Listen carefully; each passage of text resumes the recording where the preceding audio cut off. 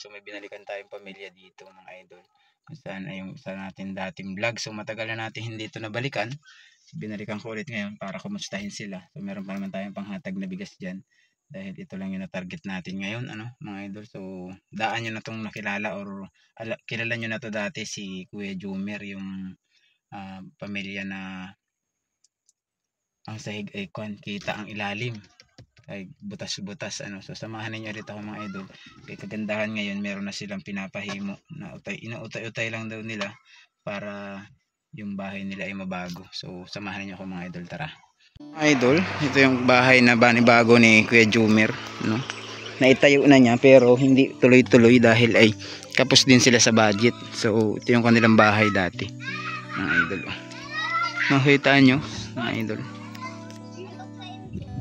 So ito yung ating bahay na pinupuntahan dati na maraming materialis dun sa ilalim ng silong. So ito lahat yung kahoy na nandudun. Siguro ay pinautay-utay na lang daw nila itong buuhin para maitayo at mapalitan yung bahay nila dahil ay delikado na, sobrang giba na. Makita naman ninyo mga idol hanggang dito, hanggang dabakan. Andito tayo sa kanilang bahay, pumasok ulit tayo. Ayo te, maayong buntag. Yan, hindi pa ba ako mahagbong dito? Yung kaubang ko nahagbong na kumusta te? Kumusta maura gihapon? Kanang bahay ni mo ba giba na? Nagiba na pati ang iyong abuhan. Dati yung abuhan ni mo ako ang testingin sana doon, nahadlok man ako kaya mga bata na lang pumunta. Asan si kuya? Nanguha ng gulay. Asan siya nanguha? Nangangambas? Or nanguha gid siya para ibalik. Nanguha talaga siya. Kasi di ba nung nakaraan nangangambas siya mamalik yan, nanguha siya tapos balik siya. Asan man siya makakuha ng mga gulay? Anong mga gulay na? Tapos ka ng mga anak nimo, siya nang mga kauban nimo dire. Asan yung iba? Di ba naapay mga panganay ni? Yung papa ng uban. Kauban. So ikaw nabilin dito, nung nakaraan dito, kanang bagong silang man na si baby nung punta ko dito Parang 2 weeks pa lang ata daw. Tapos iniwanan mo na para maghanap buhay. So itong bahay dito nang tinayo kana sa pa ni?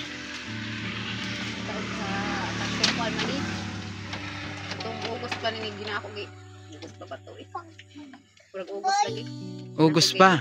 Gitarog na kay sayang mo na dito. Gitarog kay mga gabok lagi. Tapos yung lahat yung materialis mo nang nakikita namin dito dati, siya yung ginamit pati yero, pati nasa ilalim. So ba't hindi natuloy-tuloy ito Walang? May sapi. Wala pang kan. Hinanayon sa lang kay budget. Walay budget. Walay budget. So, nagahimo na. Sino naghihimo te? Si ako tatay. Sa imong papa. Tapos inatabangan siya ni Kuya Jumer. Oo. So ikaw na lang, hindi na kayo bumayad para mabuo lang. So kano sa pamanariti mahuman kung sa ingon ka kulang lagi sa budget. Baka abutan pa ng kwan. Bagong tuig. December sana maitayo para may bagong bahay. Sana pero paano lang kasi ay makakita lang dako mga. Pero si Kuya Jumer araw-araw talaga siya manguha ng gulay? Oo, usahay ka nang pagmuhalin iyang gikumpro para kuan ra pud maruling-ruling. Pero may sarili siyang garden sa una na ato karon wala na kay kuan sa init. Karon nanguha lang siya mga kanang mga kamuti na ba? Nandot sa kamuti, pako ana. Maura. Tapos yun ang binabaligyan niya, asa man niya dinadala? Dito sa asa. Diya sa dapir lang sa dagat ng mga kuan, lamon, kambatong ana. Inasuroy niya? Hindi niya binabagsak yun sa ang isa kuan palengke, yung isang bagsakan lang siya. Talagang kuan siya isuroy. Suroy yun, kinahanglan. Walang ibang trabaho si Kuya Jumer, no? Wala. Di ba nagkukan siya dati sa ano tawag dito? Nag-aaral siya ng ano? Tapos naman ito. Si minister ng pagpastor ano? Wala na, Graduate na siya. November. Pero nagkukan na siya, Wala siya, wala pa siya nagkuhan kanang kuan. Wala pa siya kanang nagkuhan basta simbahan nagdalang ibalik. Kasi inuna niya yung family niya no. Okay, lisod pod na unahin mo dun sa kuan. Sabi lang ay nagpakitang tao ka pero ang iyong pamilya ay naghihirap no. So itong mga idol, ito yung ating dating pamilya na pinupuntahan. So 2 bisis na natin sila napuntahan. Pangatlong bisis ngayon. Nakita nyo na dati may mga materialis dito. So lahat ng materialis dito nilabas nila para itayo dito sa Pikas. So ito yung kanilang bagong bahay na pinapatayo. Hindi nga lang daw matuloy-tuloy dahil kulang sila sa budget. So napakarami pang kulang nito, dingding, sahig. Sigurado pati pako nito kulang din. So meron na siyang yero kasi itong mga yero nito is napakatagal na. Kung mapansinin niyo yung yero na yan, no? Nagkaroon na siya ng taya, nasira na siya sa katagalan. Ayan, no? Nagkabutas na kahit bago pa lang siya. Butas na nung maikabit dahil matagal na nga siya naka-stack ayun pa oh. Kung makita ninyo yung dati nakarulyo para tinago dun sa loob. So nakaganyan sa yero na to. May mga kasamahan na yero. So dati hindi nila maitayo yan dahil wala daw din budget. So kaya ngayon kita nila yung bahay nila talagang malalaglag na. Ayan oh. Nakakuha na yung mga apakan nila. Talagang sobrang sabi la butas-butas na yung sa sahig. Kikutin natin mga idol hanggang dito sa kusina nila. Kung dati hindi ko na nga nasampahan to dati dahil kakatakot ng apakan kasi baka parang makuan siya laglag ba sobrang taas. Tapos yung haligi na ginamit dyan maliliit lamang mga anislag na tawag dito mga bilog, di ba? Tiyaga sila rito tumira sa bahay na kanila kasi wala man silang no choice man sila, wala man silang ibang matitirahan. So si Kuya Jumer hindi naman natin naabutan kasi naghahanap buhay siya para meron siyang maipakain sa pamilya niya. Naghanap siya ng gulay para maibaligya sa mga kakilala nila na pwedeng mapagbintahan tulad ng talbos daw ng kamuti, talbos ng kangkong. So yung mga materialis niya nandyan nung nakaraan niya sa ilalim nito, punong-puno ito ng materialis niya. Pero parang kulang pa rin, wala siyang sahig, wala siyang dingding. Ayan o, bongbong sa Bisaya. Sa mga hindi makasabot ng aking sinabing dingding, bongbong sa Bisaya. Kaya meron na siyang atop, meron na siyang bubong ayan o. Baliktad kasi rito yung Tagalog, Bisaya nila napunta sa taas. Yung sa Tagalog nasa gilid yung dingding. So si ate habang nandito nagbabantay ng bata naglalaba. Anong pangalan mo ate? Nalimutan ko pangalan mo. Si ate Gina. Si ate Gina yung asawa ni Kuya Jumer. Ilan taong ka ng ate ulit 34. So si Kuya Jumer maghapon siyang magtinda, suroy. Tapos ano oras siya makabalik sa hapon? Alas 7 sa gabi Baktas siya or may service? Magsakay sa may sarili niyang motor dili. Ay nangutang siya. Tapos yun yung ginagamit sa paghanap buhay. Makasurvive naman sa maghapon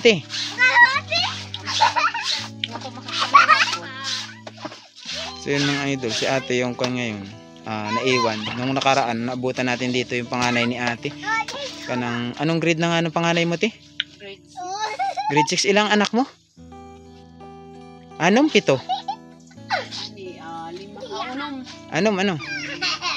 So, lahat yung nandito, anak ni mo to tanan. Kasi yung nakaraan, meron ditong pamangkin mo ata raw yun, 2. Just taga sa baba daw. So, si ate ang naiwan dito, tapos si Kuya Jumer naman siyang naglakaw at saka yung panganay na anak siyang naghanap buhay. So, dahil walang pasok, naabutan natin dito yung sina ate. So ate, meron ulit akong ibigay sa iyo bigas. Gikan ito sa mga tao na tumutulong din sa akin. So mas minabuti ko na ibahagi ko rin sa iba. Saglit lang ha, kuhain ko lang ha. So ito mga idol, meron ulit tayong dalang bigas dito. So alam naman natin na hindi naman tayo ganun ka kilala na vlogger pa, hindi naman tayo kasing sikat nila, kaya bigas lang muna yung kaya nating ipamigay kahit pa paano ay nakakaabot tayo ng tulong sa kapwa natin, di ba? So gamit natin ulit si Sparko. Si Sparko lang yung malupit. So yan mga idol, ating service, si Sparko ulit. Sana guys, may share nyo ulit itong video na to, no?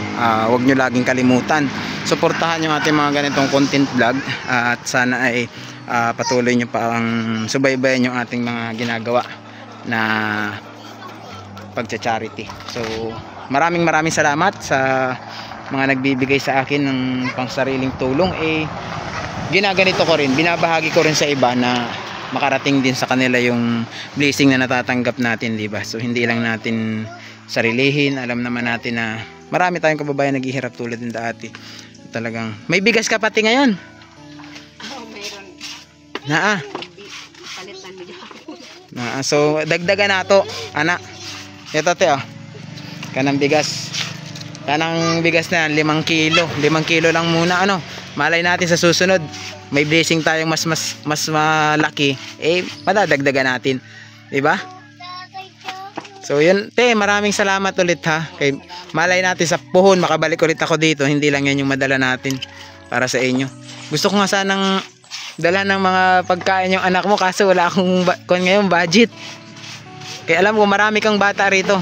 Bibigay tayo sa mga bata mga idol. Meron tayong kandun. Stick meron tayong baon na stick dun eh. Bibigyan natin sila. Daghan man ti ang labahan nimo. Ay, lingguhan? Isang linggong labahan? Daghan lagi kay. Sige na sa ngita anay kuan lagi. Para ay, iwan ko na to rito. Bebe stick magkain ka mo yung stick Bigyan natin itong mga bata ni ate. Hindi. Kuha. Ikaw te, kuha ka dito, dali. Tapos ito, iwan ko na. Ito pa, takip. Yan. Ano sabihin? Pag nakakatanggap ng yun. Nawala yung isa, no? Yung panganay mo yung kasama natin. Magkamukha man sila. Magkamukha man sila itong isa. Kailan mo pa ako? Hindi mo na ako kilala. Dugay na ako hindi nakabalik din, ba? Pero naaka nang punta ko dito, no? Pero tandaan mo pa ako. Ayun. So yan, maraming salamat ulit mga idol. So iniwan na natin yung stick natin tsaka itong bigas para kay ate. So ate, maraming salamat ulit, ano? So yan. So maraming salamat ulit sa lahat ng sumuporta sa ating YouTube channel. So kasama natin si Sparko ulit. So ngayon uwi naman tayo mga idol, at so sana guys, huwag niyong kalimutan na laging tap the bell sa ating YouTube channel sa mga hindi pa nakaka-subscribe, nakakapanood ng ating vlog. Thank you very much. So hanggang dito na lang muna mga idol, andito tayo sa Hinatuan.